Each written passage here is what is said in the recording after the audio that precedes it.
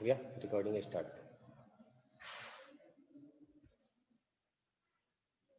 और किसी को कोई तकलीफ परेशानी नहीं है? चलिए, तो सेंट्रीफ्यूगल फोर्स के बारे में मैंने बताया था कि सेंट्रीफ्यूगल फोर्स क्या है, एक तरह से एक स्यूडो फोर्स है ना। स्यूडो फोर्स, स्यूडो फोर्स का मतलब क्या हो गया? झूठा फोर्स, जो एक्चुअल में होता नहीं पर हम लोग यूज करते हैं इसको स्यूडो फोर्स में। ये क्यों यूज करते हैं, कैसे यूज करते हैं, ये सब कुछ हम लोग डिटेल में समझेंगे जब हम लोग आवाज लो है, क्या बात कर रही हो रिया, इतना जोर जोर से चिल्ला रहा हूं, वॉइस ठीक है क्या?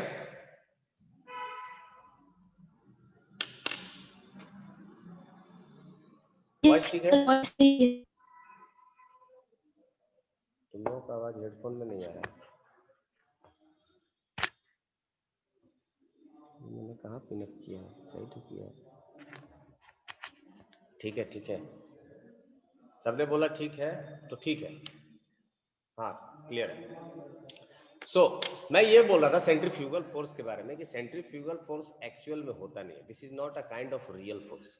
रियल फोर्स का मैंने आपको एग्जांपल दिया था कि जो सच में ऐसा होता है, like gravitational force, gravitational force सच में होता है तो उसको हम लोग बोल सकते हैं कि ये एक रियल फोर्स है। लेकिन सेंट्रीफ्यूगल फोर्स एक ऐसा फोर्स है जो एक्चुअल में होता नहीं है। बेसिकली जो हमारे आसपास कुछ ऐसे इवेंट्स होते हैं जिसको प्रूव करने के लिए जो न्यूटन ने कुछ जो लॉज बनाए थे, जो आप लोग जानते हो, क्लास 9 में पढ़ चुके हो, 3 लॉज, न्यूटन के फेमस 3 लॉज है ना। तो न्यूटन ने जो भी लॉज बनाए थे, जो भी फॉर्मुलेशन उसका किया गया, जो भी फॉर्मूला बनाया गया था, उस फॉर्मूले में कुछ कुछ प्रॉब्लम ऐसे आ रहे थे जहां पर ये फिट नहीं हो रहा था, है ना। वो मैं आपको बताऊंगा न्यूटन्स लॉ में कि कहां पर ये फॉर्मूला फिट नहीं होता। जैसे F इजिकल टू ए में सब जगह वैलिड नहीं है। फॉर एग्जाम्पल, अगर आप लिफ्ट में बैठे हो, लिफ्ट जो ऊपर की तरफ जा रहा है, एक्सेलरेट कर रहा है ऊपर की तरफ, और आप जिस लिफ्ट में बैठे हो उसी लिफ्ट में अगर एक ब्लॉक रखा गया है, उसी लिफ्ट में अगर एक ब्लॉक रखा गया है, तो आपके नजर में अगर आप उस ब्लॉक को देखोगे तो आपके नजर में तो वो ब्लॉक रेस्ट में है, तो आपके हिसाब से तो कोई फोर्स नहीं लग रहा था, करेक्ट। लेकिन जो आदमी जमीन पर बैठा हुआ है वो क्या देखेगा कि लिफ्ट एक्सेलरेट कर रहा है, इसका मतलब वो ब्लॉक भी एक्सेलरेट कर रहा होगा। तो जो आदमी जमीन पर बैठा था वो फोर्स लगाता है F इजिकल टू ए में, जो आदमी लिफ्ट में बैठा हुआ था उस हिसाब से कोई फोर्स ही नहीं लग रहा था। तो कुल मिला जुला करके ये देखा गया कि जो न्यूटन्स के जो रूल है, जो लॉज है, जो फॉर्मूला है, वो कहीं कहीं काम करता है, कहीं कहीं काम नहीं करता है। वीडियो लैग कर रहा है कल्याणी, शायद आपका नेटवर्क सही नहीं है, मेरा नेटवर्क ठीक है, आप अपना नेटवर्क चेक करें, ठीक है। तो कुछ जो जगह ऐसी थी जहां पर न्यूटन्स लॉ जो फॉलो नहीं करते थे, उन वैसे फ्रेम को, वैसे जगह को चेंज करने के लिए एक नया कंसेप्ट दिया गया जिसको बोलते हैं स्यूडो फोर्स। उन्हीं में से एक केस आता है आपका सर्कुलर मोशन। क्योंकि सर्कुलर मोशन ऑलवेज एक्सेलरेटिंग होता है, तो इसके क्वेश्चन को सॉल्व करने के लिए एक आसान तरीका बनाया गया। आसान तरीका यह था कि अगर कोई बॉडी जो सर्कुलर मोशन कर रहा है, अगर कोई बॉडी जो सर्कुलर मोशन कर रहा है, आप इसके फ्रेम में चले जाइए, आप यहां पर खुद जाकर के बैठ जाइए और फिर ऑब्जेक्ट को ऑब्जर्व करिए सर्कुलर मोशन करते हुए। हालांकि ये कहना सही नहीं है, यहां पर देखिए लैंग्वेज का थोड़ा सा सावधानी बरतना है कि अगर आप खुद जब सर्कुलर फ्रेम में पहुंच गए, जो ऑब्जेक्ट सर्कुलर मोशन कर रहा है, आप खुद अगर उसी ऑब्जेक्ट पर बैठ जाएंगे तो ये ऑब्जेक्ट भी आपको ऐसे लगेगा जैसे कि ये लीनियर मोशन कर रहा है, ना कि सर्कुलर मोशन कर रहा है। और ये लीनियर मोशन करेगा, मान लीजिए किसी भी टाइम पर इसके पास वेलोसिटी v है, तो स्यूडो फोर्स का कंसेप्ट यही कहता है कि अगर आप एक्सेलरेटिंग फ्रेम में पहुंच जाते हैं तो जिस डायरेक्शन में इसका एक्सेलरेशन है, स्टार्टिंग में इसका एक्सेलरेशन किधर होगा, v square by R, centripetal acceleration.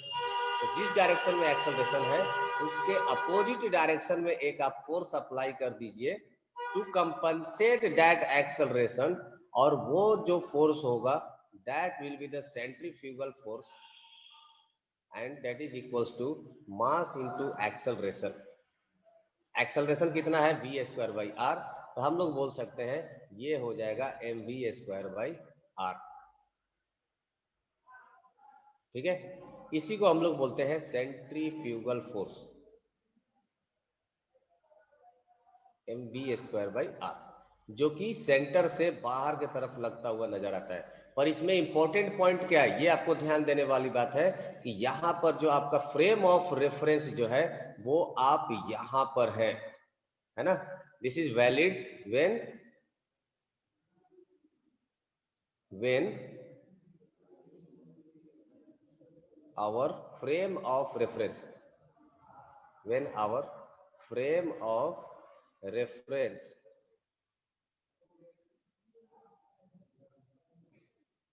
is circular motion।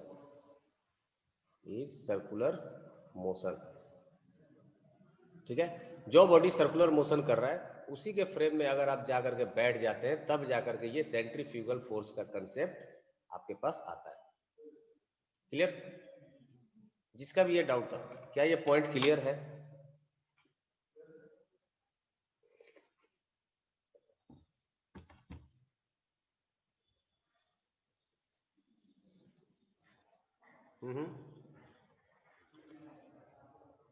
Okay Panchal हो गया। और किसी को कुछ डाउट है क्या?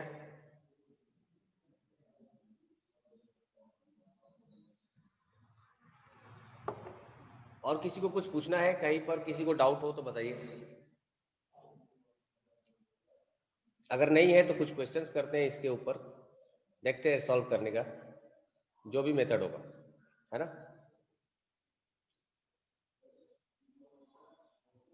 चलिए, मेरा वॉइस नहीं आ रहा है,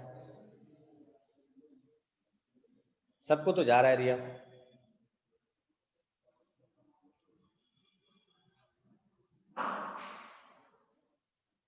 वॉइस सबको आ रहा है क्या?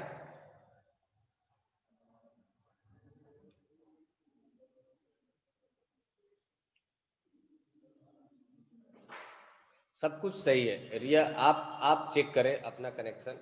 आप मुझे बार बार आप ऐसे डिस्टर्ब कर देते हो बोल बोल के, वॉइस नहीं आ रहा है। वॉइस क्लियर है? चलिए एक एग्जांपल करते हैं। एग्जांपल कुछ ऐसा होगा, ये एक ऐसा सेमी सर्कुलर रोड है। रोड क्या बोल सकते हो आप, इसको पुल बोल सकते हो। पुल देखे हो ना, रोड पर जो बना होता है, पुल का स्ट्रक्चर भी बना देते हैं। ये एक पाया हो गया, ये एक पाया हो गया ऐसा, और एक गाड़ी है जो कि इधर से जा रहा है, इधर से ऐसे जा रहा है। इसके पास है velocity v, v is equal to 72 kilometre per hour, 72 kilometre per hour. और ये जो पुल है, इस सेमी सर्कुलर पुल का जो रेडियस है ये है अप्रोक्सीमेट 10 मीटर, ये 10 मीटर है। ये जो ऑब्जेक्ट है, इस ऑब्जेक्ट का जो मास है, मास की मैं बात कर रहा हूं, जो मास है m is equal to, normal bike है और बाइक का जो वजन होता है अप्रोक्सीमेटली आप बोल सकते हो 150 केजी के आसपास होता है ऑन एवरेज। 150 सीसी के बाइक का वजन 150 केजी होता है, करेक्ट। सो आपको बताना है कि what will be it centrifugal force, what will be centrifugal force when it passes through point A, B and C। बताइए, क्वेश्चन समझ में आया? Find F centrifugal at point A comma B comma C. Find out कर सकते हैं क्या?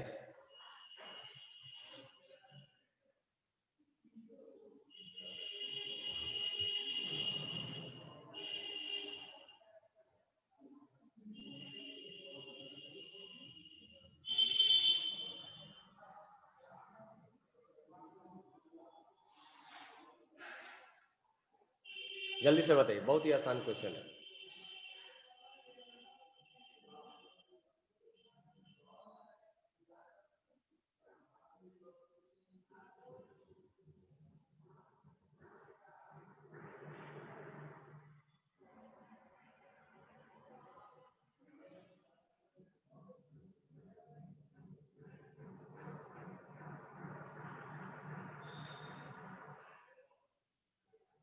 फटाफट हमें फाइंड आउट करना है सेंट्रीफ्यूगल फोर्स। सेंट्रीफ्यूगल फोर्स का मतलब क्या हो जाएगा?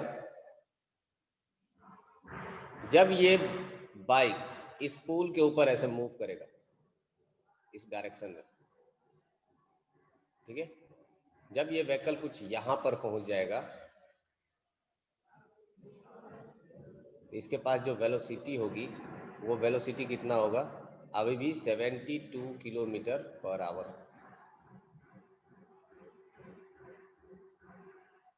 ओके, सेंट्रीफ्यूगल फोर्स रिया का आया है 10,000 न्यूटन। तो एक सॉल्यूशन आ गया है हमारे पास, that is 10,000 Newton.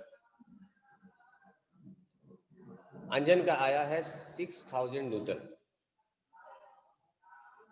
6,000 newton, this is second answer by Anjan. और कोई है शाबाश जिसको लगता है कि वो कर पाएगा, बताइए।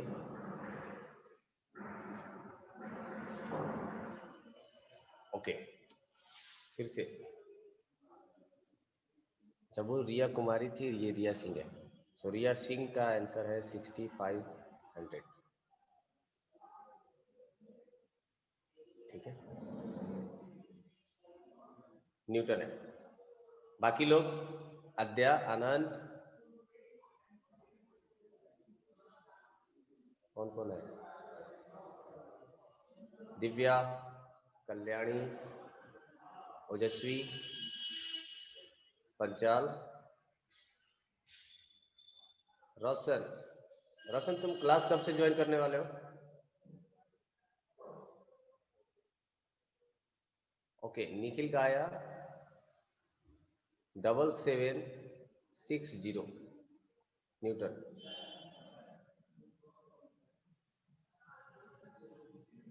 45। एक मैं आप लोगों को बता दूं, अभी आज के डेट में क्लास मिस करना मतलब एक टॉपिक से हाथ धो देना है, क्योंकि अभी क्लासेस सब रेस में चल रही हैं। कोई ऐसा एक्सक्यूज नहीं है कि चलो ठीक है ये क्लास मिस हो गया तो अगले बार में इसको मैनेज कर लेंगे, ऐसा कुछ भी नहीं होने वाला है, क्योंकि सारी क्लासेज स्पीड में है, सिलेबस हमारे सर पर है। आनंद का इस बीच में आंसर आया है 77760 न्यूटन। अभी बताइए, इतने सारे लोगों ने आंसर दिया है, किसी का आंसर मैच नहीं किया। अच्छा, आनंद और संदेश दोनों का आंसर मैच कर गया, बहुत ही खुशी की बात है। चलिए देखते हैं। सो जब ये पॉइंट ए पर जाएगा, अच्छा ये बताइए पॉइंट ए पर या बी पर या सी पर, क्या तीनों पर अलग अलग सेंट्रीफ्यूगल फोर्स लगेंगे?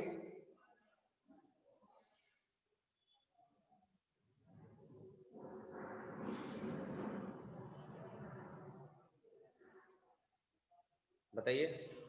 जब ये बॉडी सर्कुलर मोशन कर रहा है तो इस पॉइंट पर, इस पॉइंट पर, इस पॉइंट पर क्या सब जगह अलग अलग सेंट्रीफ्यूगल फोर्स लगेगा?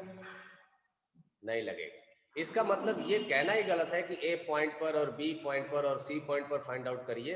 ये तीनों जगह जो हमारा आंसर आएगा वो सेम आएगा, सेंट्रीफ्यूगल फोर्स बराबर होगा। हाँ, तो सेंट्रीफ्यूगल फोर्स का फॉर्मूला क्या होता है? F centrifugal is equal to हो जाता है mass mv² by R. Correct. Okay, Ojasvi का आंसर है 64800 newton. Let's check it out. So mass is equal to हमें दे दिया गया है 150 kg, ये हो गया मास। वेलोसिटी हमें पता है 72 किलोमीटर पर आवर। क्या हमें किलोमीटर पर आवर में लेना पड़ेगा? नहीं, हमें चाहिए मीटर पर सेकंड में। So we will have to multiply by 5/18 इसका स्क्वायर डिवाइडेड बाई पुल का जो रेडियस है वो कितना है, 10 मीटर है। सो आर इज इक्वल टू यहाँ पर पुट कर देंगे 10। देखते हैं अब कितना आता है। यहां से कर लेंगे 150 मल्टीप्लाइड बाई ये 18 4 जा 72 मतलब 20 का स्क्वायर, ये कितना हो जाएगा 400 डिवाइडेड बाई 10।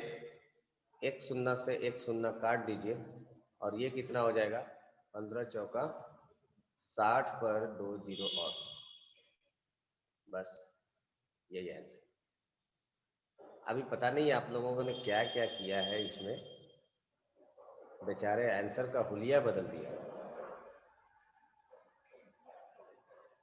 250 समझ लिए थे, 250 समझेंगे तो भी ये कितना आता, 10,000। ये सब 777।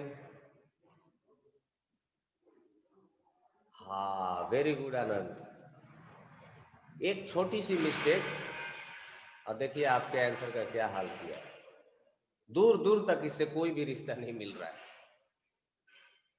ये तो ध्यान दिया करो ना, ये तो न्यूमेरिकल सॉल्व करने का सबसे पहला जो आप, हाँ अंजन आपका करेक्ट, जो सबसे पहले आपके दिमाग में आना चाहिए वो है यूनिट। इसीलिए तो कहा था ना कि गिवन डेटा लिखो। बचपन से क्या सिखाया गया, गिवन डेटा लिखो। गिवन डेटा लिखवाने का मतलब क्या है, ताकि आप यूनिट समझ सको कि यूनिट किस चीज में दिया गया है। कितनी बार बोला है कि आपको एसआई यूनिट में यूज करना है ना। चलिए नेक्स्ट आगे बढ़ते हैं। Okay Nitesh, good, very good. अच्छा चलिए इसमें एक चीज और बताइए, ये जो सेंट्रीफ्यूगल फोर्स का डायरेक्शन है ये बाहर की तरफ है। सेंट्रीफ्यूगल फोर्स किधर लग रहा होगा, आउटवर्ड डायरेक्शन में। सेंट्रीफ्यूगल फोर्स का डायरेक्शन जो होगा, सेंट्रीफ्यूगल फोर्स ये बाहर की तरफ लग रहा होगा ऐसा, अपवर्ड डायरेक्शन में। कितना, 6000 न्यूटन। आप हमें बताइए कि क्या ये बाइक, ये जो बाइक आपको दिख रहा है, इस बाइक के ऊपर की तरफ 6000 न्यूटन का फोर्स लग रहा है। क्या ये बाइक इस पुल को छोड़ करके उड़ जाना चाहिए ऊपर की तरफ? यही होगा ना। इतना तो हम लोगों को बेसिक नॉलेज है फोर्स के बारे में, इतना तो पूछ सकते हैं। सब चीज न्यूटन्स लॉ के लिए नहीं रुक सकते, कुछ कुछ चीजें हैं जो न्यूटन्स लॉ में डिस्कस करेंगे, पर इतना तो बेसिक है कि अगर इस पर 6000 न्यूटन का, सिंपल बताइए कि अगर एक ब्लॉक है और ब्लॉक ऐसा रखा गया है और इस पर ऊपर की तरफ 6000 न्यूटन का फोर्स लग रहा है, तो क्या ये ब्लॉक ऊपर की तरफ उठेगा या नहीं उठेगा? उठ जाएगा। 6000 न्यूटन का फोर्स लग रहा है ब्लॉक पर, इसका मतलब ये उठ जाएगा, है ना। तो इस व्हीकल के ऊपर भी 6000 न्यूटन का फोर्स अभी हम लोगों ने कैलकुलेट किया है, 6000 न्यूटन का फोर्स लग रहा है यहां पर। तो क्या ये व्हीकल ऊपर की तरफ उड़ जाना चाहिए यहां से? अंजन का कहना है नहीं। बाकी लोग का क्या सजेशन है, उड़ना चाहिए या नहीं उड़ना चाहिए? सर वेट की वजह से। वेट के वजह से तो एक चीज, हाँ वेरी गुड वेरी गुड। ये जो फोर्स है एक नीचे की तरफ, इस पर mg फोर्स भी तो लग रहा होगा, mg फोर्स भी तो लग रहा होगा। हाँ, ये mg फोर्स कितने के बराबर होगा ये बताइए जरा। ये mg फोर्स कितने के बराबर होगा? 1500 न्यूटन का। क्या ये सबको क्लियर है? क्या 1500 न्यूटन कैसे आ गया? 150 गुना जी का वैल्यू 10, तो ये आ जाएगा 1500 न्यूटन।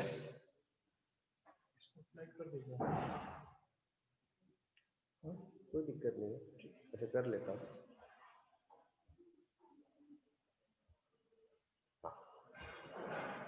चलिए तो ये है हमारे पास mg 1500 न्यूटन। अभी हम लोग दूसरे पेज पर जाते हैं। प्रॉब्लम को समझने की कोशिश करते हैं इसको। देखिए हमारे पास गाड़ी था ऐसा,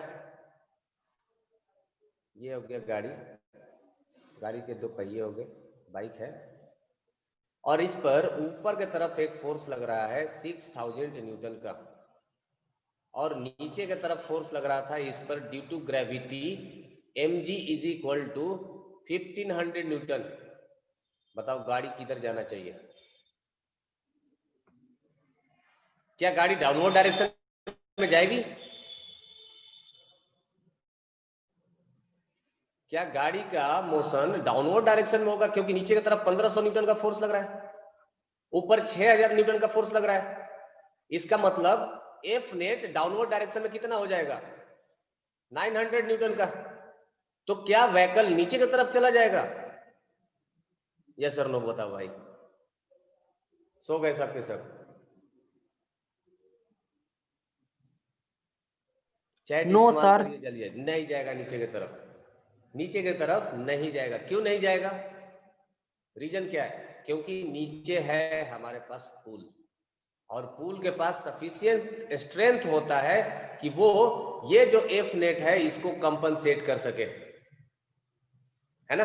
अगर हम लोग जमीन पर खड़े हैं तो आप 100 केजी को हो या 120 केजी का हो या 60 केजी का हो, आप सबका लोड जमीन बियर कर लेता है। सिमिलरली यहाँ पर पोल भी क्या करेगा, ये जो पुल है, ये जो एफ नेट नीचे की तरफ लग रहा है उतना ही फोर्स ये ऊपर की तरफ लगा करके इस नेट फोर्स को बैलेंस कर लेगा, और ये गाड़ी कहीं भी नहीं जाने वाली है, इस पुल के साथ चिपकी हुई रहेगी। ये बात सबको समझ में आई या नहीं है? हाँ ना बोलो भाई।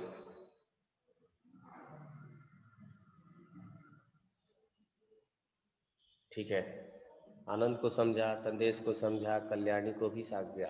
Very good, understood, very good. चलिए इसी एग्जाम्पल को थोड़ा सा ट्विस्ट कर देते हैं, नया मेथड, एक्सटेंशन। गाड़ी वही है, पुल वही है, सब कुछ वही है, बस सिर्फ मेरे पास नहीं है तो इस गाड़ी का वेलोसिटी, है ना, कि गाड़ी का मुझे वेलोसिटी नहीं पता है, ये वेलोसिटी है। गाड़ी का वेट मास अभी भी उतना ही है, 150 केजी का बाइक है, पल्सर है। रेडियस पुल का अब भी वही है, 10 मीटर।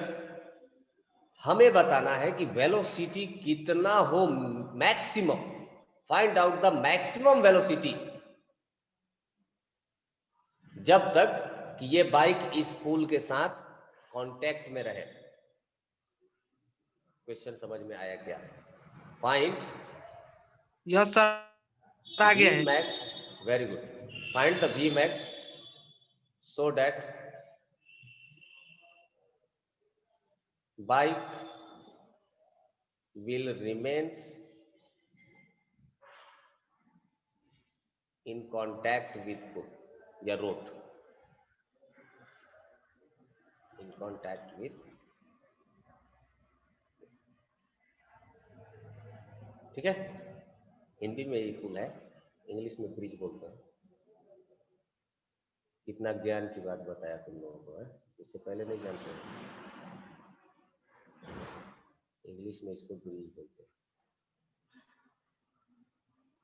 चलिए सो फटाफट हमें ये V मैक्स का वैल्यू बताइए, वो मैक्सिमम वेलोसिटी जब तक कि ये बाइक इस रोड को पकड़ कर चले।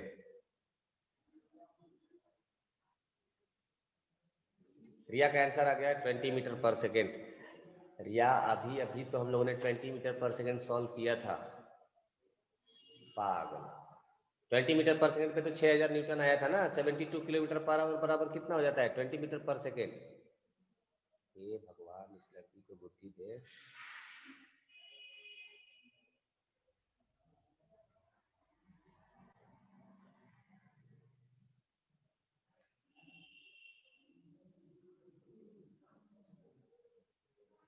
संदेश का भी आया 20? क्या बात कर रहे हो, मैं ही गलत हूँ क्या? कल्याणी का भी आ गया 20? अरे यार क्या करत हो तुम लोग। अरे देखो ये हो गया था गाड़ी है, गाड़ी के दो पहिया, और इस पर नीचे गति लग रहा है 1500 न्यूटन का फोर्सवा, हाँ? और इस पर बाहर की तरफ लग रहा है क्या, सेंट्रीफ्यूगल फोर्स। अब ये गाड़ी ऊपर की तरफ तब जाता जब सेंट्रीफ्यूगल फोर्स 1500 न्यूटन से बड़ा हो जाए, है ना। तो क्या हो जाएगा, व्हीकल जो हो जाएगा वो लिफ्ट कर जाएगा ऊपर की तरफ। लेकिन जब तक सेंट्रीफ्यूगल फोर्स 1500 न्यूटन के बराबर होगा तब तक ये क्या रहेगा, इन कांटेक्ट रहेगा, जमीन के साथ ये जुड़ा हुआ रहेगा। कहां जाएगा ये, क्योंकि एफ नेट 0 है। तो हम लोगों को क्या करना है, सेंट्रीफ्यूगल फोर्स को 1500 न्यूटन फोर्स के बराबर कर देना है। क्या ये बात समझ में आई? इसका मतलब हो गया mv²/r should be equals to 1500 newton. So v²/r will be equals to 1500 बटा मास कितना है 150 kg, 150 से कुतर दो इसको, ये आ जाएगा कितना, v² इक्वल्स टू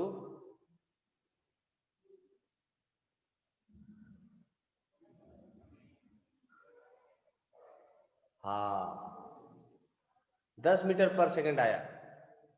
अब बताओ गरीब लोग, महाचालाक ज्ञानी, ये बाइक 10 मीटर पर जमीन छोड़ देता है और 20 मीटर पर ये जमीन नहीं छोड़ रहा था,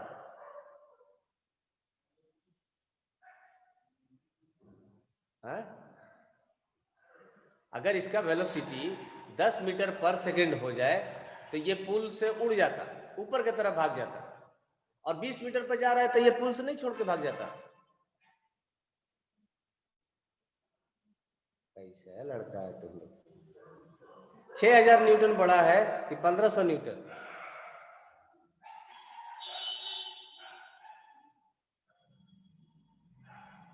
हाँ 6000 न्यूटन बड़ा है कि 1500 न्यूटन?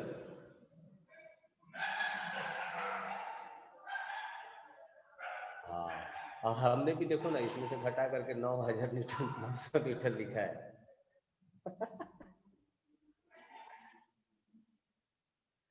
हाँ ठीक है, सेंट्रीफ्यूगल फोर्स के रेस्पेक्ट में ही करना है।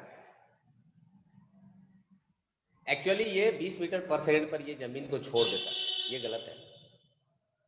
एफ नेट यहाँ पर 9000 न्यूटन नहीं आएगा, यहाँ पर एफ नेट कितना आ जाएगा,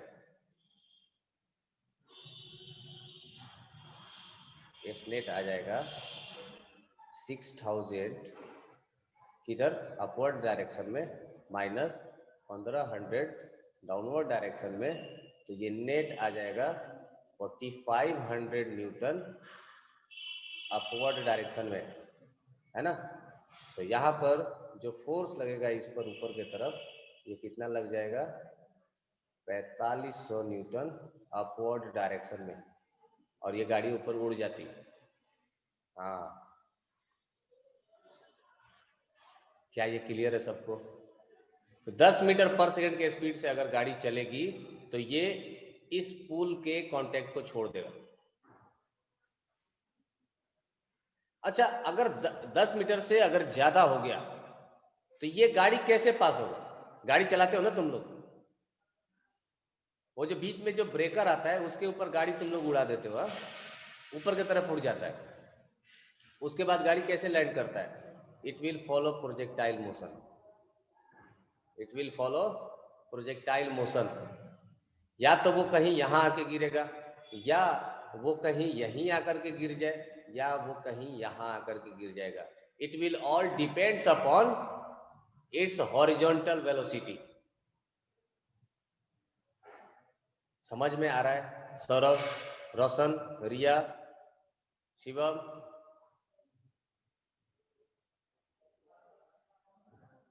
वैष्णवी,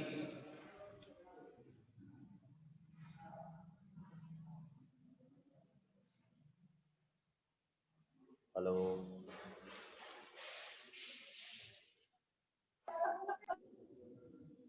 शुभम क्लियर है क्या? सिद्धांत Tripurari? Yes sir. Okay okay, चलिए फिर नेक्स्ट आगे बढ़ते। देखो फिजिक्स पढ़ने का यही फायदा है, तुम लोग सब चीज पहले से किया हुआ रहता है, बस सिर्फ उसके पीछे का थ्योरी नहीं पता रहता है।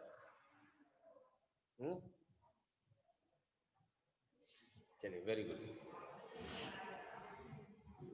अब एक क्वेश्चन और करते हैं। अच्छा, वो जो वेलोसिटी आया था ना, velocity is equal to 10 metre per second, इस वेलोसिटी तक ये बाइक कांटेक्ट को लूज नहीं कर रहा था। इस वेलोसिटी को हम लोग बोलते हैं क्रिटिकल वेलोसिटी। क्रिटिकल वेलोसिटी, ठीक है, इसी वेलोसिटी का नाम है क्रिटिकल वेलोसिटी। चलिए एक और एग्जांपल करते हैं। मान लो ये एक कील ठोक दिया और यहां से बांध दिया एक रस्सी और इसके अंदर बांध दिया एक ढेला पत्थर। इस पत्थर का वेट है, जो मास है, ये लगभग 0.5 kg का है, जो कि बचपन में सब लोग किए होते हैं। हा? और हम लोग इसको रोटेट करा रहे हैं, मतलब इसको कुछ वेलोसिटी दे दी। अगर इसके पास ये जो रेडियस है, ये रेडियस है लगभग, आप बोल सकते हो 0.5 मीटर, क्योंकि बहुत ज्यादा लंबा रस्सी तो हम लोग यूज करते नहीं है, तो 0.5 मीटर। और जो इसका एंगुलर वेलोसिटी दिया, एंगुलर वेलोसिटी ओमेगा, ओमेगा हमने दिया है 2 रेडियन पर सेकंड का, 2 रेडियन पर सेकंड का, ये हो गया ओमेगा। अब क्वेश्चन ये है, ये जो मैंने रस्सी इस्तेमाल किया है, रस्सी, ये रस्सी, इस रस्सी में टेंशन कितना आना चाहिए? टेंशन मतलब समझ रहे हो क्या? टेंशन कितना है फाइंड आउट कर सकते हैं ना? आई होप ये क्वेश्चन समझ में आया होगा।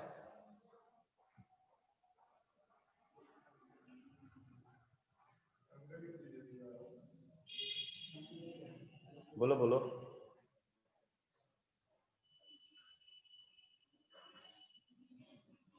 क्या ये क्वेश्चन क्लियर है?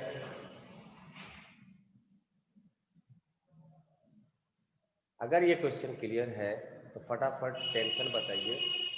What will be the value of tension?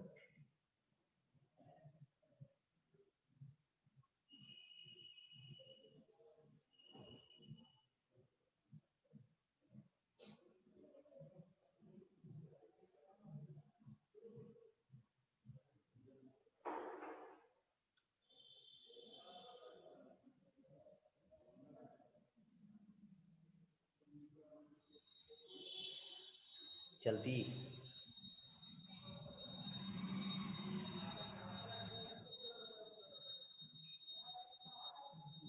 Vaishnavi, आपका एक भी आंसर नहीं आ रहा है।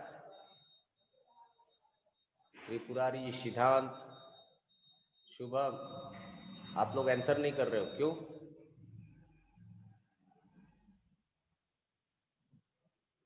प्रत्युष,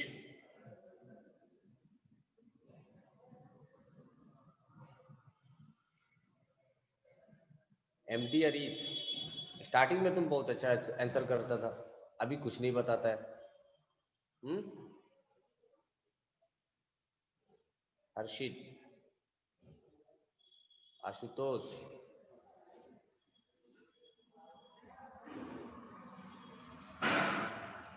हो गया क्या ये?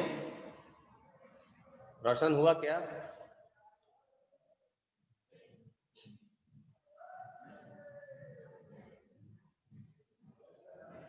दो आया क्या? दो आया, 2 सेकेंड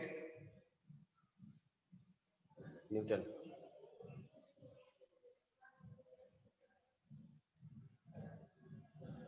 बोलो बोलो।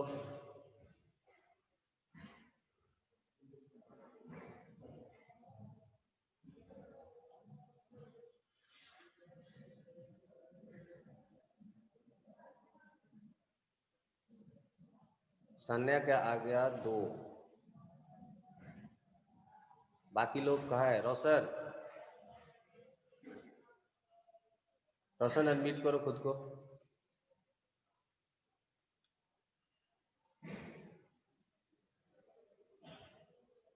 रोशन, यस सर। आंसर आया इसका? Yes sir. कितना आया? सर थोड़ा पीछे का लेक्चर छूट गया है। हाँ वो तो अभी पता है किए कि नहीं तुम है, बहुत पीछे का लेक्चर छूट गया है। क्लास बहुत अपसेट कर रहे हो, क्यों? तबीयत ठीक नहीं है क्या? सर कुछ दिक्कत है। तो यस सर। तबीयत ठीक है ना? यस सर, तबीयत ठीक है, मतलब कि कुछ काम था घर में, उस कारण से अभी से रेगुलर ही करेंगे। अच्छा चलिए, शुभम आंसर आया? अनम्यूट करो।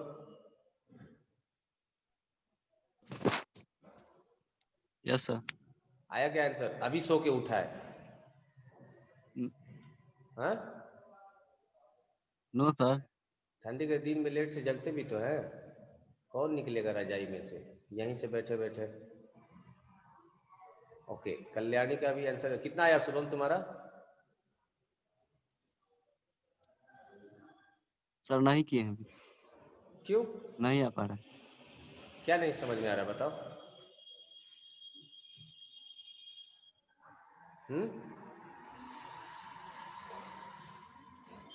बोलो शुभम, क्या नहीं समझ में आया इसमें?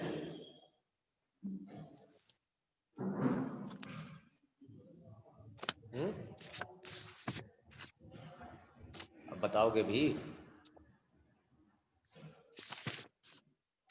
चलो ठीक है, म्यूट करो। देखो, ये जो हमारा ब्लॉक था, ये ब्लॉक के पास दिया गया है एंगुलर वेलोसिटी ओमेगा, और ओमेगा इज इक्वल टू बताया गया है 2 रेडियन पर सेकेंड, 2 रेडियन पर सेकेंड। और इससे एक जुड़ा हुआ है स्ट्रिंग। स्ट्रिंग में हमें फाइंड आउट करना है टेंशन। ठीक है, अब चूंकि ये जब एंगुलर वेलोसिटी कर रहा होगा तो इस पर बाहर की तरफ फोर्स लग रहा होगा, एक सेंट्रीफ्यूगल फोर्स, एफ सेंट्रीफ्यूगल, है ना? अब चूंकि इस डायरेक्शन में अगर देखें तो जो एफ सेंट्रीफ्यूगल है ये टेंशन के बराबर होना चाहिए, क्योंकि अगर ये एफ सेंट्रीफ्यूगल टेंशन के बराबर नहीं हुआ तो ये ऑब्जेक्ट क्या हो जाएगा, ये रस्सी को तोड़ करके या तो इधर चला जाएगा या लूज होकर के इधर मूव कर जाएगा।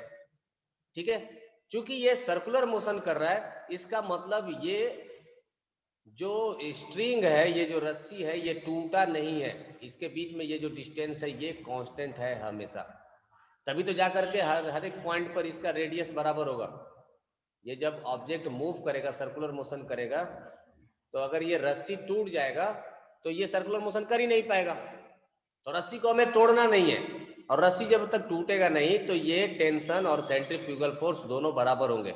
हमें क्या करना पड़ेगा, F centrifugal will be equals to tension. अब हमारे पास क्या है, सेंट्रीफ्यूगल फोर्स फाइंड आउट करना है, जिसका फॉर्मूला होता है mv²/r। अब क्योंकि हम लोग जानते हैं कि बॉडी जब सर्कुलर मोशन कर रहा होता है तो वहां पर लीनियर वेलोसिटी v और एंगुलर वेलोसिटी के बीच में एक रिलेशन होता है, वो क्या हो जाता है, v is equal to r into omega.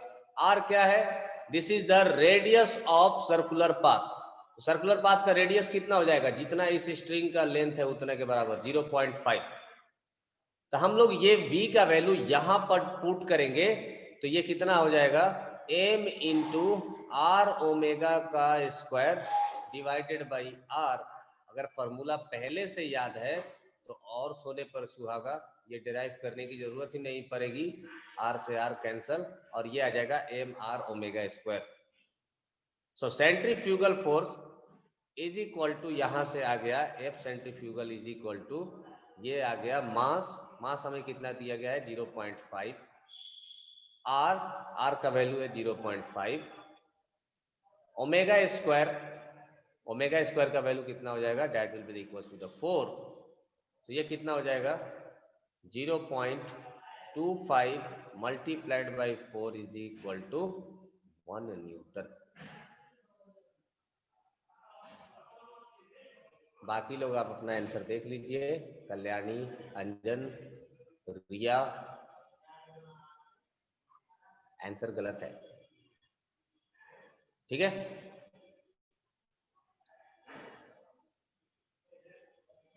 समझ में आया क्या? सर टेंशन को सेंट्रीफ्यूगल फोर्स के इक्वल क्यों करेंगे? इक्वल इसलिए करेंगे, देखो ये जो रस्सी है, जो नॉट बांधा गया इसमें, ये रस्सी, इस रस्सी में तो टेंशन फोर्स आएगा। कल हम लोगों ने एक दिखाया था आपको कि एक ऐसा रस्सी लिया था, स्ट्रिंग लिया था, जिसमें एक कैप बांध दिया गया था और इसको हम लोग रोटेट कर रहे थे, ऐसा कुछ है ना। जब हम लोग रोटेट करेंगे तो ये स्ट्रिंग क्या हो जाएगा, एकदम टाइट होगा ना, स्ट्रिंग लूज तो होगा नहीं। अगर ये टाइट होगा इसका मतलब इसके अंदर एक फोर्स आ जाएगा, जिसको हमने बताया था कि स्ट्रिंग में जो फोर्स लगता है वो हो जाता है टेंशन, है ना। अब ये बॉडी सर्कुलर मोशन इसलिए कर पा रहा है क्योंकि ये स्ट्रिंग इसको बांध के रखा है। अगर स्ट्रिंग टूट जाता तो ये इसी पॉइंट से स्ट्रेट ऐसा v वेलोसिटी से निकल जाता, सीधे चला जाता, हाँ या ना? हाँ सर। इसका मतलब ये रस्सी इसको बांध के रखा गया है ना। अब रस्सी जब बांध के रखा है, इस पर जब फोर्स लग रहा होगा वो लग रहा होगा टेंशन T। यही तो वो सेंट्रीपिटल फोर्स है जिसके कारण इसका बार बार वेलोसिटी का डायरेक्शन बदल रहा है, सही है ना। बार बार इसका वेलोसिटी का डायरेक्शन बदल रहा है, किसके वजह से? क्योंकि ये टेंशन है। अब हम लोग इस प्रॉब्लम को सॉल्व करने के लिए क्या करेंगे, इस सर्कुलर मोशन के फ्रेम में चले जाएंगे और इस पर एक बाहर के तरफ फोर्स लगाएंगे, सेंट्रीफ्यूगल फोर्स, जो कि होगा mv²/r के बराबर। अगर इस ऑब्जेक्ट को सर्कुलर पाथ पर गोल गोल घूमते रहना है तो ये रस्सी टूटना नहीं चाहिए, और रस्सी जब टूटेगा नहीं तो इसके अंदर जो टेंशन है ये mv²/r के बराबर ही होगा। अगर ये फोर्स ज्यादा हो गया टेंशन से, आई बात समझ में? अगर ये फोर्स ज्यादा होगा, इतना ज्यादा हो जाएगा कि ये रस्सी टूट भी सकता है। जैसे मान लो कि कपड़ा सिलने वाला धागा में अगर 1 kg का पत्थर बांध के से गोल गोल नचाएंगे तो वो क्या हो जाएगा, रस्सी टूट जाएगा। क्यों? क्योंकि उस समय सेंट्रीफ्यूगल फोर्स इस रस्सी के मैक्सिमम कैपेसिटी से ज्यादा फोर्स लगा रहा होगा। नहीं चलता, रस्सी का एक अपना कैपेसिटी होगा ना कि ये इतना केजी होल्ड कर सकता है या इतना फोर्स ये होल्ड कर सकता है। ऐसा थोड़ी है कि सारी रस्सी 2000 केजी का भी वेट उठा लेगा और 2 केजी का भी वेट उठा लेगा, ऐसा तो है नहीं। हर रस्सी का अपना एक खुद का कैपेसिटी है कि हाँ ये 10 केजी का वेट उठा सकता है या 2 केजी का वेट उठा सकता है। वेट का मतलब क्या? फोर्स। इसका मतलब हर एक रस्सी के पास अपना एक फोर्स होगा। अगर उस फोर्स से ज्यादा हो गया, उसके कैपेसिटी से ज्यादा होगा तो वो टूट जाएगा, इट विल ब्रेक, है ना। सो अगर ये रस्सी ब्रेक नहीं कर रहा है, इसका मतलब इस रस्सी के कैपेसिटी के अंदर ही सेंट्रीफ्यूगल फोर्स लग रहा है, और इसी सेंट्रीफ्यूगल फोर्स के कारण इसमें टेंशन आ रहा है, और ये जो टेंशन होगा कितने के बराबर हो जाएगा, mv²/r के बराबर हो जाएगा। फिलहाल के लिए समझ लीजिए इतना, बाकी अब इससे ज्यादा मैं इसमें एग्जाम्पल नहीं कराऊंगा, क्योंकि बहुत सारी चीजें इसमें ऐसी हैं जो न्यूटन्स लॉ पढ़ने के बाद ही आपको समझ में आएंगी। ठीक है, ठीक। सो और किसी को कुछ डाउट है? मेरा यहाँ पर होता है सर्कुलर मोशन का कंसेप्ट कंप्लीट, है ना। अब इसमें देखिए, कहने के लिए हमारा सर्कुलर मोशन कंप्लीट हो गया, लेकिन जो इसमें कुछ जो टॉपिक है जो आपके एससी वर्मा में भी दिया गया है या दूसरे किसी मॉड्यूल में दिया जाता है, उसमें जो टॉपिक रह गया है वो मैं आपको बता दूं। Banking of road, banking of road, ये टॉपिक, ये आप जैसे अभी आपको समझने में दिक्कत हो रहा होगा, ये सब आप तभी समझ पाओगे जब हम लोगों को फोर्स बैलेंसिंग पता चल जाएगा, है ना। फोर्स कैसे बैलेंस करते हैं, इक्विलिब्रियम कंडीशन क्या हो जाता है, ये सारी चीजें पता होने के बाद ही हम लोग बैंकिंग ऑफ रोड पढ़ पाएंगे। दूसरा, velocity in vertical direction, velocity in vertical circular motion, vertical circular motion. इस केस में क्या है, वर्टिकल सर्कुलर मोशन के केस में, जैसे कल जो हमने स्ट्रिंग जो लिया था, स्ट्रिंग में ऐसा एक कैप बांध दिया था और ये जो मूव कर रहा था, देखो हमारा कैप टॉप पोजीशन पे पहुंच रहा था, देन बॉटम पोजीशन पे पहुंच रहा था, है ना। इसी मोशन को हम लोग क्या बोलते हैं, वर्टिकल सर्कुलर मोशन कहते हैं। यही जो होता है इसी को हम लोग बोलते हैं वर्टिकल सर्कुलर मोशन। तो इस क्वेश्चन को इजीली सॉल्व करने के लिए, वैसे तो दूसरे भी मेथड हैं पर वो मैं अभी जरूरी नहीं समझता हूं, इसको डायरेक्ट हम लोग इजी मेथड से ही पढ़ेंगे और वो मेथड है वर्क एनर्जी थ्योरम। तो ये जब हम लोग वर्क एनर्जी पढ़ेंगे तब मैं बताऊंगा। टॉपिक आपका एक भी नहीं छूटने वाला है, बस सिर्फ ये जैसे जैसे थ्योरीज हमारा फिजिक्स आगे बढ़ते जाएगा वैसे वैसे ये सारे कंसेप्ट क्लियर होते जाएंगे। आपको लगेगा कि ये टॉपिक मैं छोड़ रहा हूं, ऐसा नहीं है ना। ये टॉपिक वर्क एनर्जी थ्योरम में कंप्लीट होगा, जहां पर आप जब तक वर्क एनर्जी इनके बीच में रिलेशन आप नहीं समझोगे तब तक ये वर्टिकल मोशन का प्रॉब्लम करना थोड़ा आपके लिए डिफिकल्ट हो जाएगा, या आप समझ नहीं पाओगे कि ये मैंने कैसे कर दिया। ठीक है, ये हो गया दूसरा। थर्ड, एक जो केस बनता है वो बनता है पेंडुलम का। जैसे एक स्ट्रिंग है ऐसा, पेंडुलम समझ रहे हो ना, पेंडुलम। और ये पेंडुलम इस तरह का सर्कुलर मोशन कर रहा होता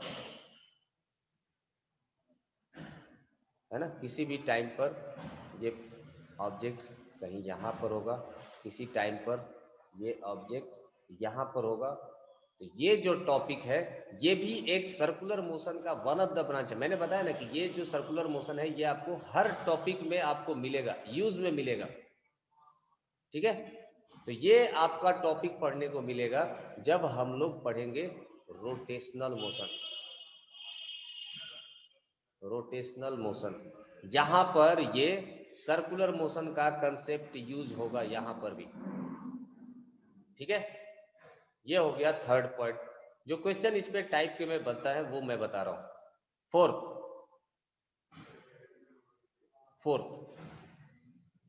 एक बोलते हैं बर्तन बनाने वाला पॉट, ये होता है चक्का जिसको बोलते हैं, कुम्हार लोग नॉर्मली जिसको यूज करते हैं, पता है आप लोगों को। ये अपने एक्सिस के अबाउट ऐसा रोटेट होता है, देखे हो कभी। बर्तन का वो मिट्टी का जो बर्तन बनता है उसके लिए एक चक्का इस्तेमाल करते हैं, जिसको एक बार रोटेट कर दिया जाए तो वो गोल गोल घूमते रहता है with constant velocity, almost constant velocity omega, है ना। सो इस पर एक क्वेश्चन पूछा जाता है, जैसे मान लीजिए कि एक ब्लॉक यहाँ पर एक, या यह बोल सकते हो कि मिट्टी का बर्तन यहाँ पर रख करके और इस चक को घुमा दिया गया, तो बताइए कि ये बर्तन बाहर के तरफ स्लाइड कब करेगा, उसके लिए कितना ओमेगा का वैल्यू होगा। ये कंसेप्ट हम लोग पढ़ेंगे कब, जब हम लोग पढ़ेंगे फ्रिक्शन फोर्स, क्योंकि फ्रिक्शन फोर्स का कंसेप्ट अपने को नहीं पता है। फ्रिक्शन फोर्स, तुम बोलोगे कि ये सब आप अभी क्यों बता दिए सर्कुलर मोशन, ये सब पढ़ने के बाद ही बताते, पागल हो क्या। क्योंकि इन सारे चीजों में ये सर्कुलर मोशन का कंसेप्ट आएगा, इसलिए मैंने सर्कुलर मोशन पहले बता दिया। ठीक है, ऐसे बहुत सारे एग्जांपल्स हैं जो और भी है 5। जैसे अगर मोटर बाइक पुल कुछ आपका इस तरह का हो गया, यहाँ से रोड आया, होता है ना कभी कभी गड्ढा, और यहाँ से ये बाइक नीचे के तरफ स्लाइड कर रहा है, ऐसा गाड़ी नीचे की तरफ मूव कर रही है इस वेलोसिटी से, मान लो v वेलोसिटी से।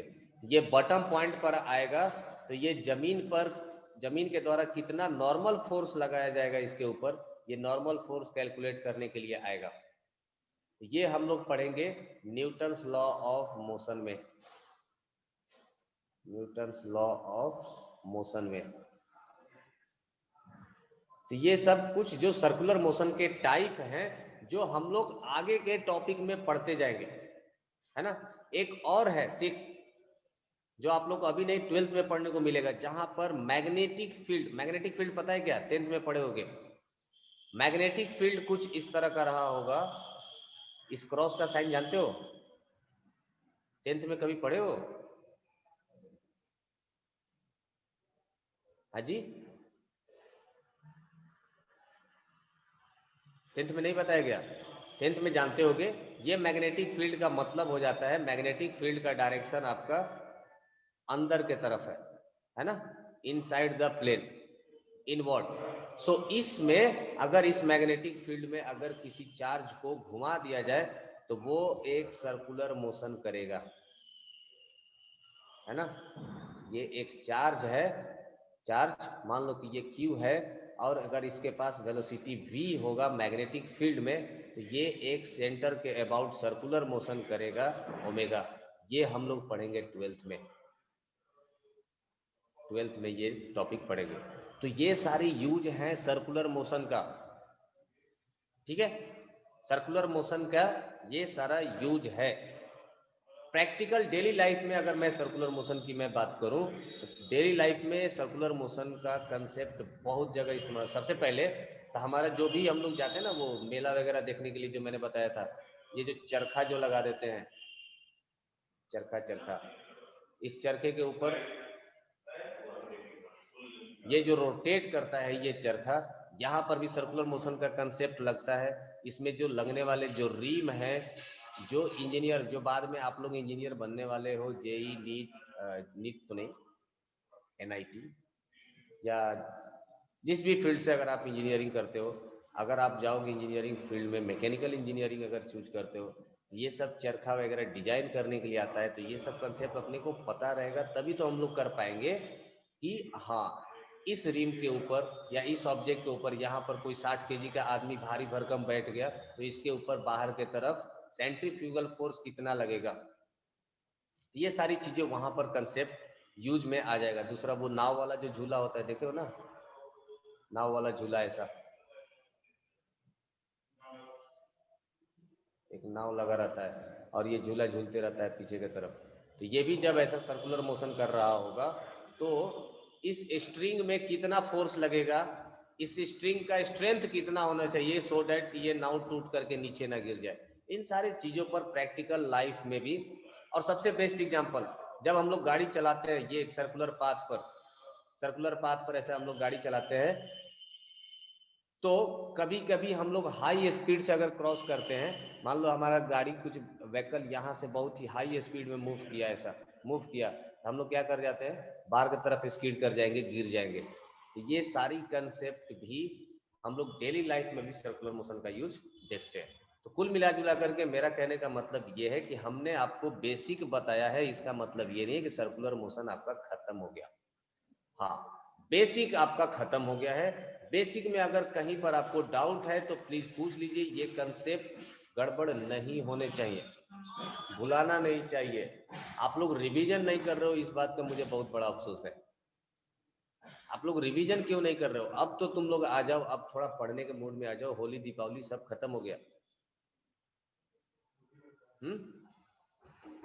होली बाकी है, ठीक है, लेकिन वो अभी 4 महीने के बाद है। दीपावली, छठ, ये सब पर्व फेस्टिवल सब खत्म हो गए, रह गए सिर्फ शादी।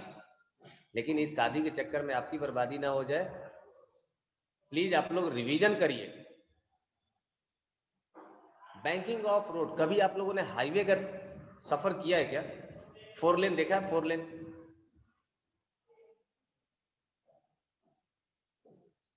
देखा है? हाँ, देखा तो होगा। जब 4 लेन बनता है और जब आप टर्न पर पहुंचोगे, जैसे एक गाड़ी ऐसा सीधा जा रहा है, मतलब रोड ऐसा है सीधा, और यहां से आपको टर्न करना है ऐसा, इस डायरेक्शन में, तो ये सर्कुलर पाथ होगा। इसका कहीं ना कहीं ऐसा सेंटर बना होगा, ऐसा सेंटर बना होगा, है ना। मतलब इस आर्क का कुछ ना कुछ रेडियस होगा। अब जो गाड़ी यहां से ये मूव करना स्टार्ट करेगा, ऐसा ये जब मूव करना स्टार्ट करेगा विथ वेलोसिटी v, इस पर क्या होगा, बाहर की तरफ सेंट्रीफ्यूगल फोर्स लगना स्क्वायर mv²/r से स्टार्ट हो जाएगा। mv²/r से बाहर की तरफ लगेगा। अब अगर ये रोड देखो, अब इसका थोड़ा व्यू मैं इधर साइड में बनाता हूं। यही रोड का व्यू कुछ ऐसा है, ये हो गया आर्क, है ना, और गाड़ी कहीं यहां पर है। अगर ये रोड प्लेन है, प्लेन मतलब समतल है एकदम, तो इस पर बाहर की तरफ फोर्स लगेगा, ये स्कीड कर जाएगा। इसके चक्का पर जो चक्का के ऊपर जो फ्रिक्शन फोर्स लगेगा, ये इनफ नहीं होगा गाड़ी को ऑन ट्रैक रखने के लिए। इसके लिए जो आपका रोड है वो हॉरिजॉन्टल ना रख करके इसको क्या कर दिया जाता है, हल्का इसको ऐसा टेपर बना दिया, ऐसा टेपर बना दिया जाता है ना। यहां पर देखो इस कंडीशन में क्या हो जाता है, अगर फोर्स को हम लोग बैलेंस करें तो हमारा गाड़ी का नक्शा कुछ ऐसा होगा, है ना। गाड़ी के ऊपर बाहर की तरफ फोर्स लग रहा होगा mv²/r, यहां पर नीचे की तरफ एक फोर्स लग रहा होगा, इसका वेट mg, और इसके चारों चक्कों पर एक फ्रिक्शन फोर्स लग रहा होगा अंदर की तरफ, ये फ्रिक्शन फोर्स। अभी बताओ इस mv² को बैलेंस करने के लिए सिर्फ और सिर्फ हमारे पास फ्रिक्शन फोर्स है ना। ये फ्रिक्शन फोर्स को अकेले इसको कंपनसेट करना है। लेकिन अगर यही गाड़ी अगर इस पाथ पर चले आए, ऐसा बैंकिंग पर, देखो यहां पर mg का कोई रोल नहीं है, मैं पहले बता रहा हूं। mg क्या है, ये सेंट्रीफ्यूगल फोर्स के परपेंडिकुलर है, तो mg का कोई भी कंपोनेंट mv²/r को बैलेंस नहीं कर रहा है। लेकिन जब ये ऐसे कर पाथ पर आ जाएगा, बैंक रोड पर आ जाएगा, इस केस में देखो क्या हो जाएगा, इस पर अभी भी बाहर की तरफ लगेगा mv²/r, ठीक है। इस पर नीचे की तरफ लगेगा फ्रिक्शन फोर्स, करेक्ट। और एक जो mg फोर्स लगेगा वो लगेगा डाउनवर्ड डायरेक्शन में ऐसा। अब इस बैंकिंग के पास कुछ ना कुछ एंगल थीटा होगा, तो इस mg का दो कंपोनेंट आएगा, एक परपेंडिकुलर mg cos थीटा और एक आ जाएगा along the friction mg sin theta, ठीक है। देखो पहले था सिर्फ और सिर्फ फ्रिक्शन जो कि mv²/r को बैलेंस कर रहा था, अब एक और फोर्स आ गया, कौन, mg sin थीटा, ये वाला।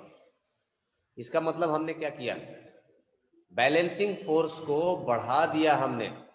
पहले देखो F centrifugal is equal to क्या हो जाता था, सिर्फ और सिर्फ फ्रिक्शन के बराबर।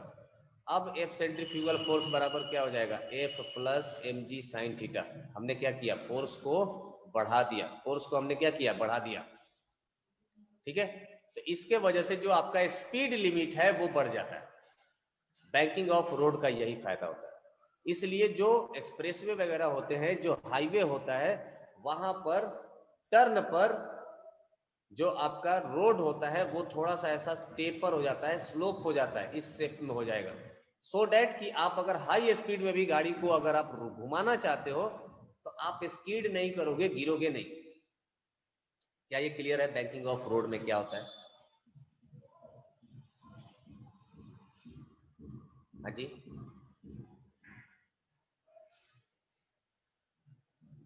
ठीक है।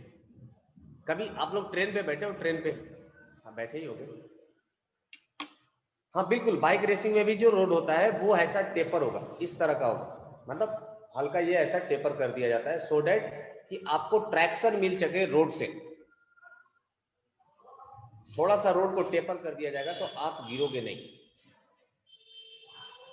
रेलवे के केस में भी जब आप कभी जाओगे, ध्यान नहीं दिए होगे, आगे से ध्यान देना, जब कभी आप ट्रेन पे बैठेंगे, जब ट्रेन ऐसा सीधे जा रही होती है, ऑल ऑफ द सडन इसको रोड पे ऐसा मोड़ना है, इधर साइड में ना एक ऐसा बोर्ड लगा रहता है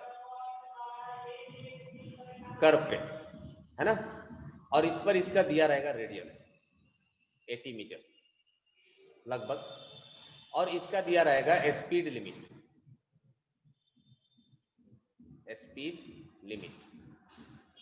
और वो लिखा रहता है कुछ इस तरह से 60 kilometre per our, 40 kilometre per our. कभी ध्यान देना ब्लू कलर का ऐसा बोर्ड में लिखा हुआ रहता है, ड्राइवर इसी को देख करके अपने स्पीड को कंट्रोल करता है। जब आप ट्रेन में बैठे हुए हो, हाई स्पीड से जा रहे हो, ऑल ऑफ द सडन बिना किसी वजह का अगर ड्राइवर ब्रेक लगा रहा है तो समझ लेना कि आप कर्व पर हो, ठीक है, आपकी गाड़ी टर्न लेने वाली है। दिन में बैठे हो तो आप देख सकते हो कि स्पीड लिमिट दिया रहता है, क्यों, क्योंकि अगर इससे ज्यादा स्पीड हुआ, तो ये जो ऑब्जेक्ट है, ये जो ट्रेन है, ट्रेन पर सेंट्रीफ्यूगल फोर्स बाहर की तरफ ज्यादा हो जाएगा, एफ सेंट्रीफ्यूगल, और ये ज्यादा हो जाएगा तो ट्रेन क्या हो जाएगी, समझ में आया? क्या ये क्लियर है सबको? और किसी को कुछ डाउट है? एक मैं इसमें इंपॉर्टेंट चीज मैं आपको बता दूं, अभी तक हम लोगों ने जो भी पढ़ लिया है, काइनेमेटिक्स, जो भी ये सर्कुलर मोशन पढ़ा या 1D मोशन, जो कुछ भी हम लोगों ने पढ़ा था, इन सारी चीजों में हमने, आप लोगों ने ध्यान दिया होगा, हमने ऑब्जेक्ट का लेंथ, विड्थ और हाइट, इन चीजों को कंसीडर नहीं किया है। इसका मतलब क्या हो गया कि हमने एक्सटेंडेड बॉडी का यूज नहीं किया, इसको हम लोग बोलते हैं एक्सटेंडेड बॉडी। एक्चुअल में जो हमारे वर्ल्ड में जितने भी ऑब्जेक्ट हैं, इन सबके पास लेंथ, विड्थ और हाइट होता है, पर कभी मैंने ऐसा नहीं बोला कि ये स्ट्रिंग है और ये एक ऐसा रॉड बांध दिया गया है या ऐसा ऑब्जेक्ट बांध दिया गया है जिसका लेंथ है कुछ 3 मीटर, इसका विड्थ है 1 मीटर, ऐसा कुछ हमने नहीं बोला है। तो मेरा कहने का मतलब ये है कि अभी तक हम लोग जो भी पढ़े हैं या आगे भी न्यूटन्स लॉ में भी जो पढ़ेंगे, वो सब कुछ हम लोग डिस्कस करेंगे किसके लिए, पॉइंट ऑब्जेक्ट के लिए।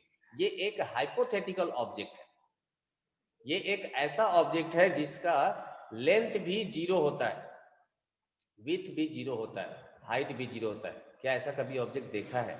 होता नहीं है। पर ये फिजिक्स को समझने के लिए हम लोग पॉइंट ऑब्जेक्ट मान लेते हैं। पर ऐसा नहीं कि सारे फिजिक्स में हम लोग सिर्फ पॉइंट ऑब्जेक्ट ही मानेंगे, नहीं, एक्सटेंडेड ऑब्जेक्ट के बारे में भी आएंगे, पर पहले पॉइंट के बारे में सीख लें। पहले पॉइंट ड्रॉ करना सीखेंगे, तब तो सारे पॉइंट मिल के एक लाइन बनेगा, है ना? यही होता है ना, बहुत सारे billions of millions of point मिल करके एक लाइन बनते हैं। तो पहले पॉइंट का स्टडी कर लें, फिर लाइन का स्टडी कर लेंगे, फिर एक्सटेंडेड ऑब्जेक्ट का भी स्टडी करेंगे, ठीक है? तो अभी तक हम लोग जो भी स्टडी कर रहे हैं, ये सब के सब पॉइंट ऑब्जेक्ट के बारे में स्टडी कर रहे हैं, एक्सटेंडेड ऑब्जेक्ट के बारे में स्टडी नहीं कर रहे हैं। ये इंपॉर्टेंट पॉइंट है, आप लोग ध्यान दीजिएगा। चलिए, तो मेरे हिसाब से सर्कुलर मोशन, आप लोगों का जो बेसिक कंसेप्ट है सर्कुलर मोशन का, वो होता है कंप्लीट। नेक्स्ट क्लास में जब हम लोग ऑफलाइन मिलेंगे, तो मैं स्टार्ट करूंगा Newton's law of motion, Newton's law of motion.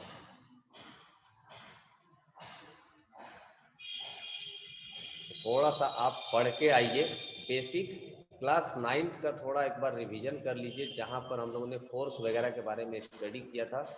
मैं आपको थोड़ा सा मैं ब्रीफ दे देता हूं कि इसमें करने क्या वाले हैं। We will talk about force. तो नेक्स्ट क्लास में 2D मोशन बता दूं क्या, रिलेटिव मोशन।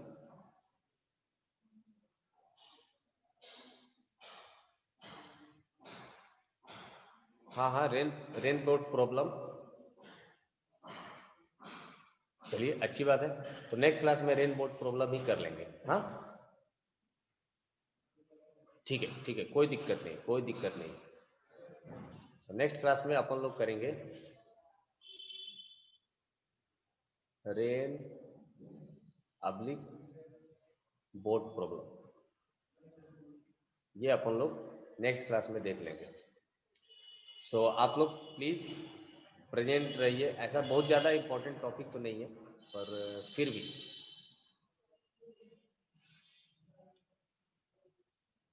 चलिए, कोई दिक्कत नहीं। सो ये रेनबोट प्रॉब्लम कर लेंगे, उसके बाद, हाँ कल ही है शायद, इसके बाद अपन लोग न्यूटन्स लॉ ऑफ मोशन में इंटर करेंगे। ये बहुत इंपॉर्टेंट टॉपिक है, मैं चाह रहा हूं कि इसमें आप सभी लोग प्रेजेंट हो, क्योंकि अगर ये टॉपिक छूटा, मैकेनिक्स गोल, ये कंफर्म है। नॉट ओनली मैकेनिक्स, आने वाला जितना भी फिजिक्स है, ये सब आपके खतरे में पड़ जाएंगे अगर न्यूटन्स लॉ ऑफ मोशन का लेक्चर आप ड्रॉप करते हो तो, क्योंकि पूरा फिजिक्स आपका फोर्स पर डिपेंडेंट है। अगर आप फोर्स के बारे में ही नहीं जानोगे, फोर्स को बैलेंस कैसे करते हैं, how to draw FBD diagram, force FBD diagram आपको ड्रॉ करने नहीं आएगा, तो आपको फिजिक्स समझ में ही नहीं आएगा। न्यूटन्स लॉ ऑफ मोशन कल के लेक्चर के बाद नेक्स्ट लेक्चर से मैं Newton's law of motion start कर दूंगा, ये श्योर शॉट है ना, क्योंकि इसमें आपको अप्रोक्सीमेट लग जाएंगे इतने लेक्चर्स, 14 लेक्चर्स। और यस, होमवर्क जितने लोगों ने भी कंप्लीट नहीं किया था लास्ट क्लास में, जो मैंने पूछा था, बहुत सारे लोगों ने होमवर्क कंप्लीट नहीं किया है, तो प्लीज होमवर्क जरूर कंप्लीट करके आइएगा। मैं चेक करूंगा और जो भी डाउट होगा वो रेन बोर्ड प्रॉब्लम के बाद उसको सॉल्व करेंगे। तो एक तरह से आप लोगों का ये डाउट सेशन भी हो जाएगा, डीएसएस भी हो जाएगा उसी टाइप में। तो सब कुछ ये आप लोग कल डिस्कस कर लेंगे। मिलते हैं अपन लोग कल। होमवर्क कंप्लीट करके जरूर आइएगा, ठीक है। टेस्ट भी आप लोगों का, तो टेस्ट का तैयारी करते रहिए। कोई डाउट हो बेशक आप ग्रुप पे डालिए, पूछिए उसको, कोई दिक्कत नहीं है। चलिए, सो आप लोगों का क्लास ओवर हो गया है। जिस किसी को कुछ डाउट है वो रुक करके पूछ सकता है, जिसको जाना है वो जा सकता है।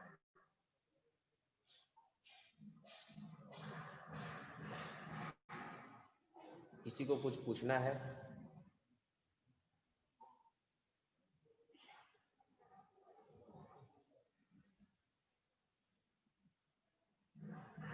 बोलो। अद्या, आदर्श,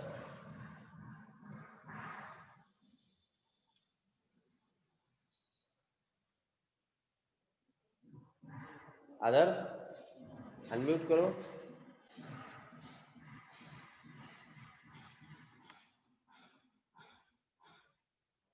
आदर्श,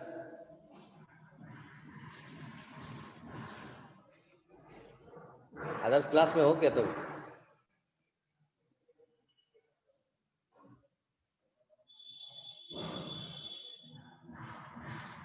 आदर्श, आवाज जा रही है तुम तक?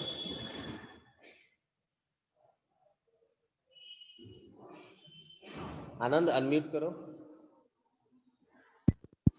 Yes sir. ठीक है, तुम क्लास में हो, भाई मैं चेक कर रहा हूँ। आदर्श,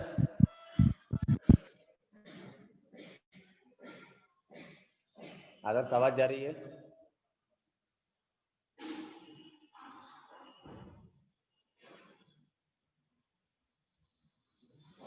Sanya, are you in the class?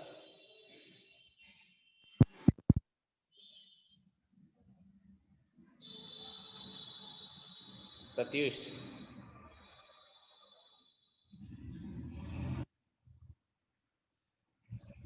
Pratyush unmute करो।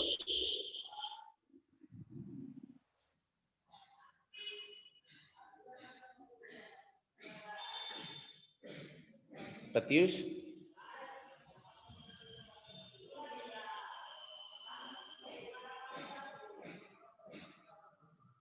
सौरभ अनम्यूट करो। Yes sir. ओके ठीक है। कुछ पूछना है क्या सौरभ? नहीं। संदेश क्लास में हो गया?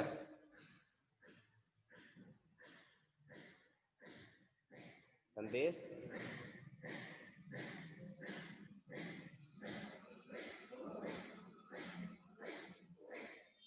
चल अगर कोई डाउट नहीं यू कैन गो। मैं चेक कर रहा हूँ कि कितने लोग हैं क्लास में, या सिर्फ ऐसे ही मोबाइल ऑन करके सिर्फ बैठे हुए हैं। आदर्श, अभी भी कोई रिप्लाई नहीं है।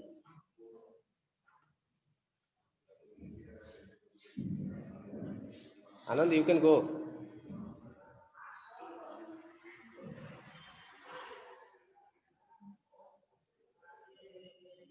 आनंद आवाज आ रही है अब तक? Yes sir. हाँ यू कैन लीव। मैं सिर्फ ये चेक कर रहा हूँ कि कितने लोग हैं। प्रत्युष, संदेश एंड आदर्श, ये 3 लोग बचे हुए अभी भी।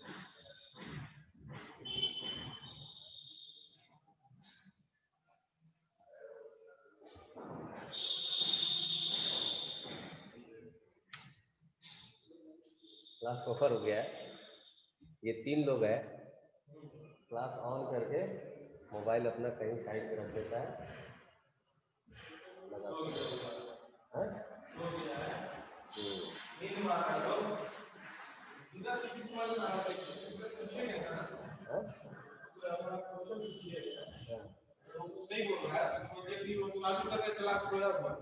हाँ हाँ उनको एक बार कॉल करते हैं। कौन कौन है बताइए। आदर्श प्रत्युष आदर्श प्रत्युष संदेश।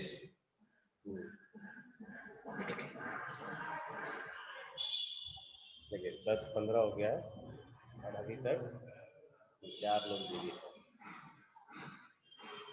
अभी मिलाता हूँ कौन को मिलाऊंगा तो उनको दिक्कत हो जाता है, उन्हीं को कहिए नहीं जाता। ठीक है, अमन सर को बोलिए ठीक सर है 3 बच्चा ये लोग हैं क्लास में चालू करके सोया रहता है, क्लास में कोई प्रेजेंटेशन है ये नहीं है।